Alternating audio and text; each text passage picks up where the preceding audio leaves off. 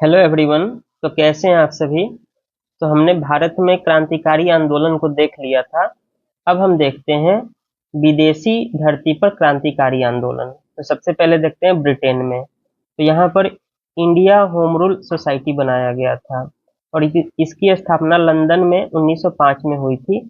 और इसके संस्थापक कौन थे? तो श्यामजी कृष्ण वर्मा जी थे।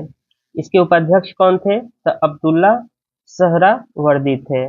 इसका उद्देश्य क्या था? तो भारत के लिए स्वशासन की प्राप्ति।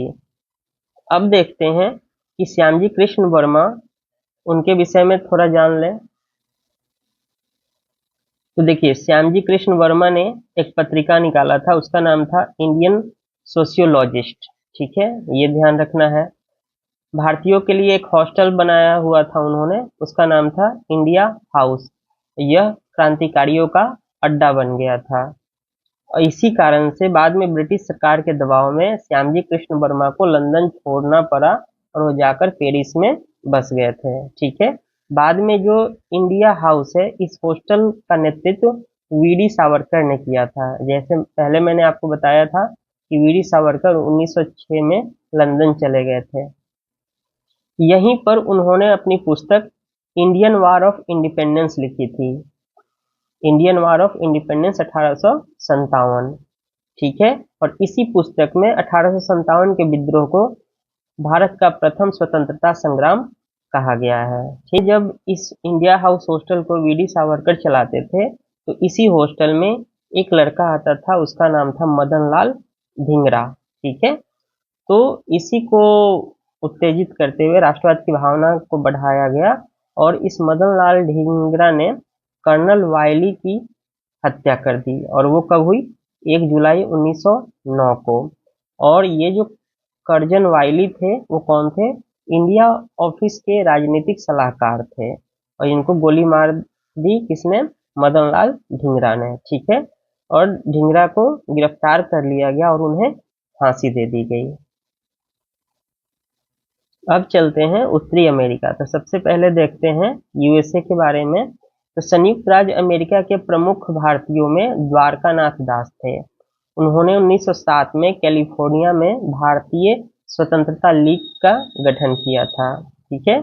और समाचार पत्र भी उन्होंने निकाला था, उसका नाम था स्वतंत्र हिंदुस्तान। एक जो प्रमुख नेता थे वो थे सोहन सिंह भाकना। ठीक है। वो नवंबर 1913 ईस्वी में हिंद एसोसिएशन ऑफ अमेरिका की स्थापना की और उन्होंने जो पत्रिका निकाला उसका नाम था गदर।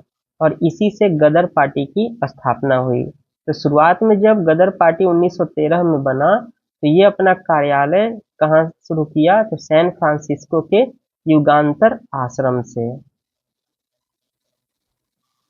अब देखिए गदर पार्टी आंदोलन।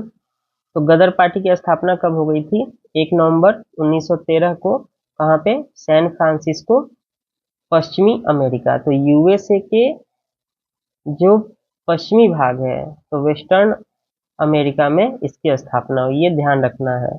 संस्थापक थे लाला हरदयाल। अध्यक्ष कौन थे? सोहन सिंह भाकना। प्रचार विभाग के सचिव कौन थे? तो वो भी लाला हरदयाल थे। अन्य नेता जो इससे जुड़े हुए थे वो थे रामचंद्र बरकतुल्ला, रास बिहारी बोस, राजा महेंद्र प्रताप, अब्दुल्ला रहमान एंड मैडम बीकाजी कामा। ठीक है। इनका उद्देश्य क्या था? तो भारतीय सेना में विशेषकर सिखों में विद्रोह की भावना को पैदा करना और उन्हें भावी क्रांति के लिए तैयार करना। मुख्य बात यह है कि जो यूएसए में भारतीय रह रहे थे उनमें क्रांतिकारी विचारों का प्रसार करना ही गदर पार्टी आंदोलन का मुख्य उद्देश्य था। तो गदर पार्टी ने इस आंदोलन में क्या क्या किया? तो सबसे पहले युगांतर प्रेस की स्थापना की और स्थापना के बाद इन्होंने एक साप्ताहिक पत्रिका निकाला। बाद में यह मासिक पत्रिका में बदल गया, वो था गदर। ठीक है। यह किस किस भाषा में प्रकाशित होती थी? तो उर्दू, पंजाबी, मराठी, अंग्रेजी, हिंदी और गुजराती में। ठीक है। और इसका एक अंक पख्तूनी भाषा में भी आता था, तो ये ध्यान रखना है। 1914 में लाला हरदयाल को अमेरिका छोड़ना पड़ा और वो छोड़ के कहाँ चले गए? तो पेरिस और जर्मनी देश में चले गए। इसके बाद देश इस दल का कार्यभार रामचंद्र ने संभाला यूएसए में। और दल का प्रभाव कब खत्म हो गया, जब अमेरिका तथा ब्रिटेन जब अमेरिका क्या हुआ, ब्रिटेन की तरफ से प्रथम प्रथम विश्व युद्ध में शामिल हो गया और इस दल को गैर कानूनी घोषित कर दिया गया। इस प्रकार गदर आंदोलन अमेरिका में समाप्त हुआ। अन्य जो क्षेत्र थे वहां देख लीजिए, तो कनाडा स्वदेश सेवक गृह, यहाँ संस्थापक कौन थे, जीडी कुमार। तो जीडी कुमार ने गुरुमुखी में स्वदेशी सेवक नाम का अखबार निकाला था। ठीक है, गुरुमुखी लिपि में। यूनाइटेड इंडियन हाउस 1908 में इसकी स्थापना हुई सिएटल में, अमेरिका में। इसके संस्थापक थे तारकनाथ दास और जीडी कुमार। तारकनाथ दास ने 1908 में वैंकूवर कहाँ है, कनाडा में, यहाँ फ्री हिंदुस्तान नाम का समाचार पत्र भी निकाला था। एक संगठन है हिंद एसोसिएशन, इसकी स्थापना 1913 में पोर्टलैंड अमेरिका में हुई थी और इसके संस्थापक थे लाला हरदयाल, सोहन सिंह भाकना, हरिनाम सिंह टुंडी लाट। ठीक है, सोहन सिंह भाकना एक प्रमुख किसान कम्युनिस्ट नेता थे।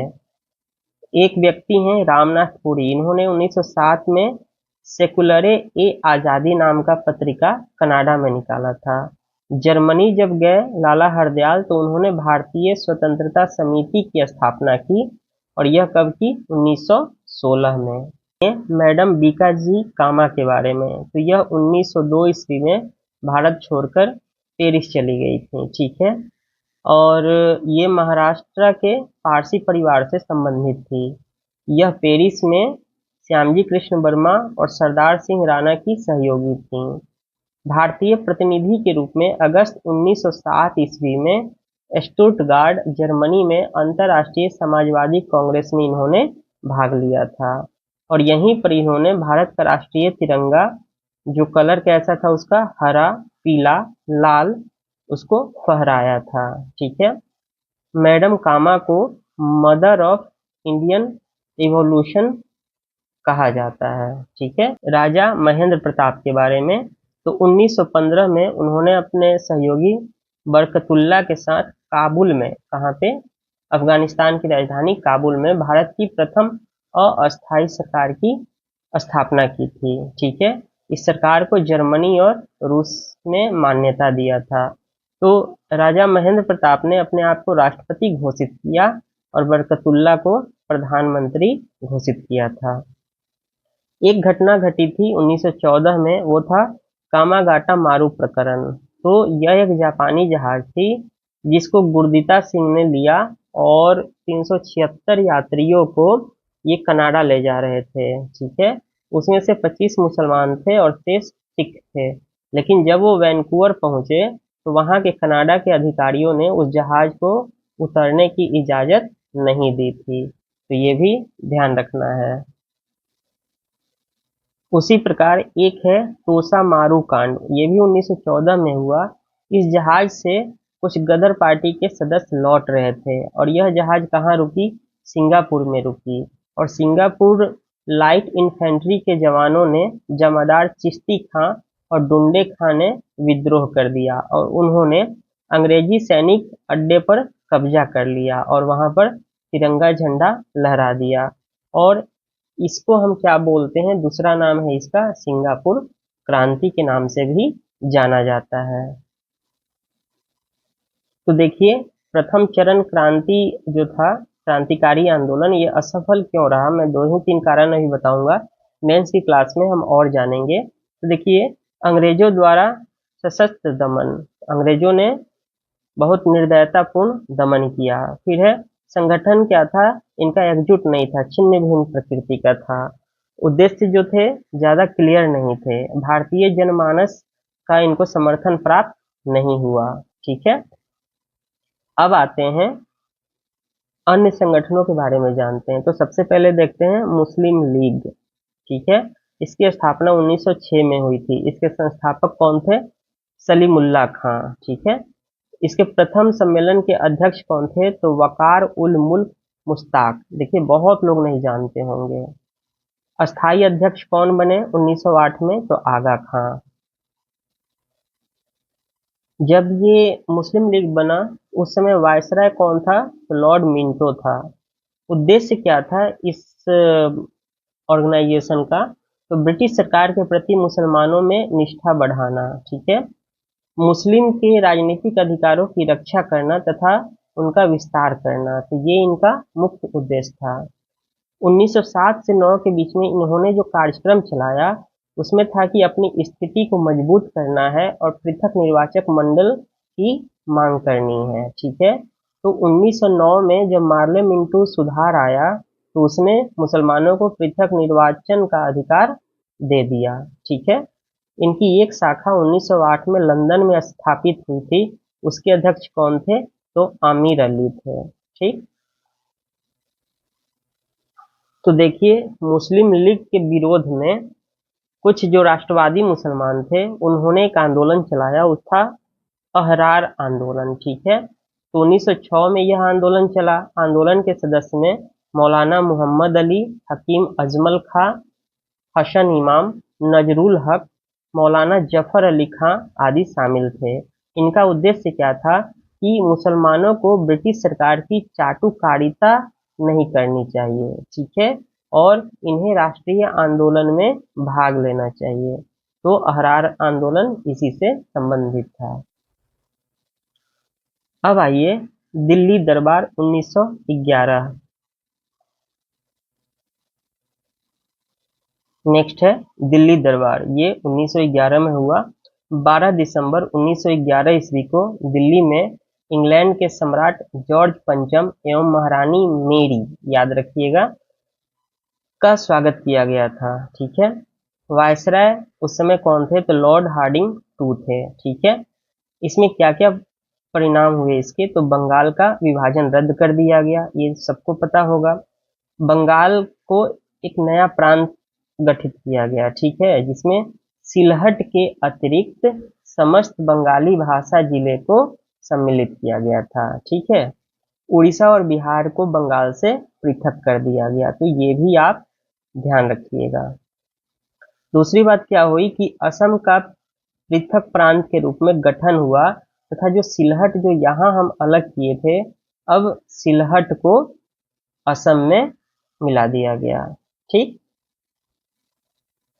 और जो सबसे प्रमुख बदलाव हुआ था वो था राजधानी परिवर्तन। तो भारत की राजधानी कोलकाता से दिल्ली स्थानांतरित कर दी गई। अब देखिए लखनऊ अधिवेशन 1916। तो उसके पहले क्या हुआ कि 1915 में उदारवादी नेता थे गोपाल कृष्ण गोखले और फिरोज शाह मेहता, इन दोनों की मृत्यु हो गई, ठीक है। फिर बाल गंगाधर तिलक और एनी बेसेंट के प्रयासों से गरम दल और नरम दल एक हो गए, ठीक है। 1915 में मुस्लिम लीग का वार्षिक अधिवेशन कहाँ हुआ?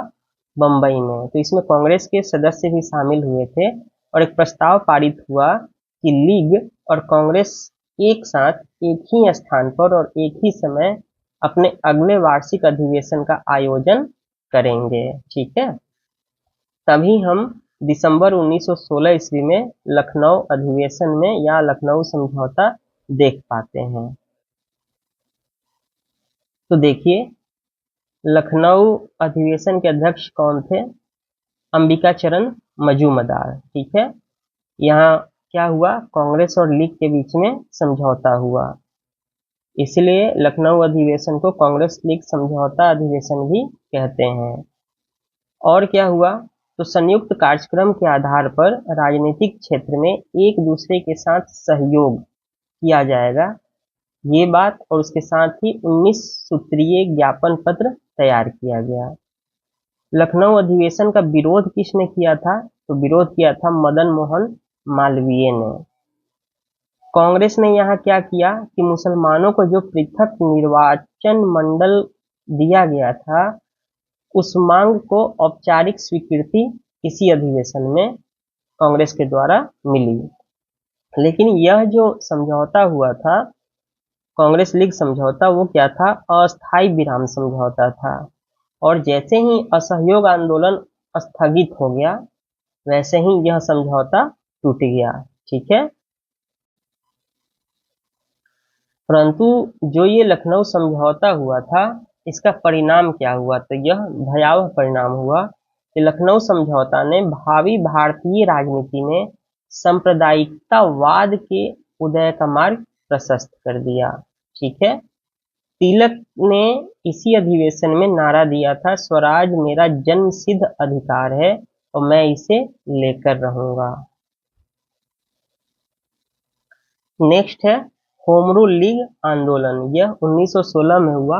होम रूल शब्द आयरलैंड का शब्द है।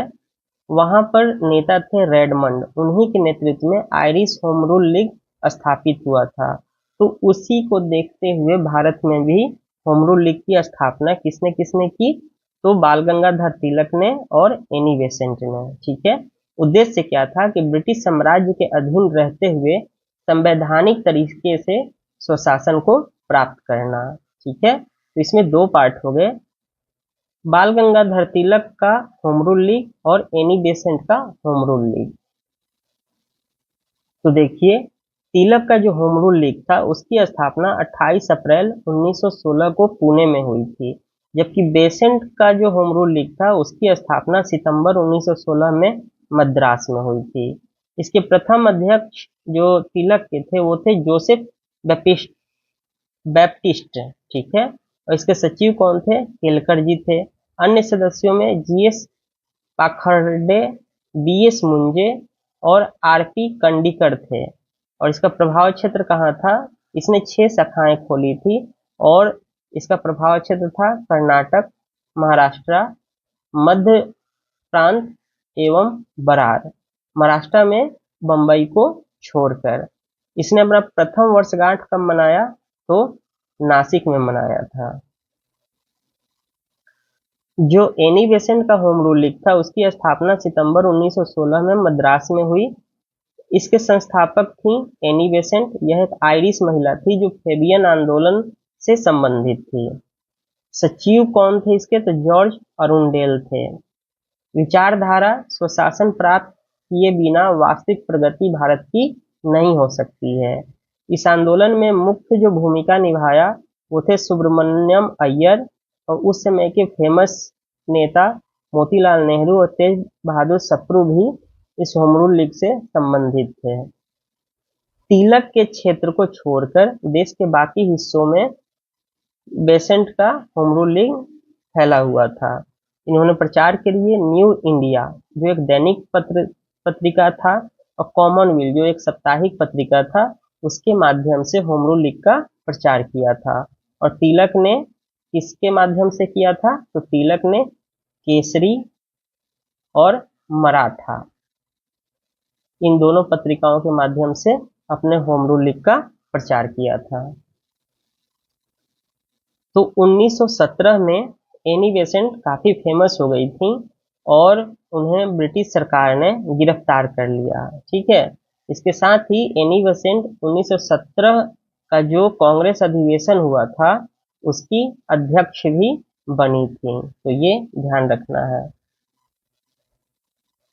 अब आइए मोंटेग्यू घोषणा पत्र पर। तो 20 अगस्त 1917 को मोंटेग्यू घोषणा पत्र जारी हुआ।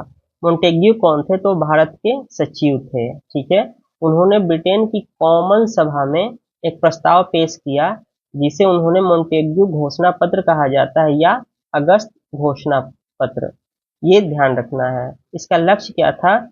तो इसका लक्ष्य था स्वशासी संस्थाओं का क्रमिक विकास करना। ठीक है,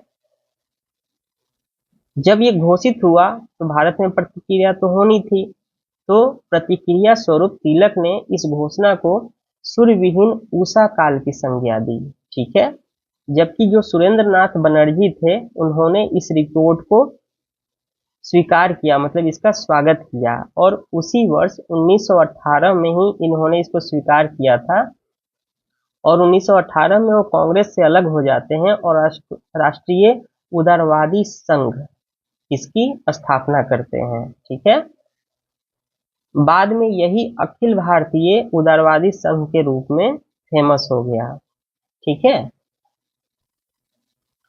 तो ये जो मोंटेग्यू घोषणा पत्र आया था यही बाद में मोंटेग्यू चेम्सफोर्ड सुधार के रूप में 1919 में आया। इसे ही हम भारत शासन अधिनियम कहते हैं। 1919 के अधिनियम को प्रथम भारत शासन अधिनियम कहा जाता है। इसमें प्रावधान क्या था?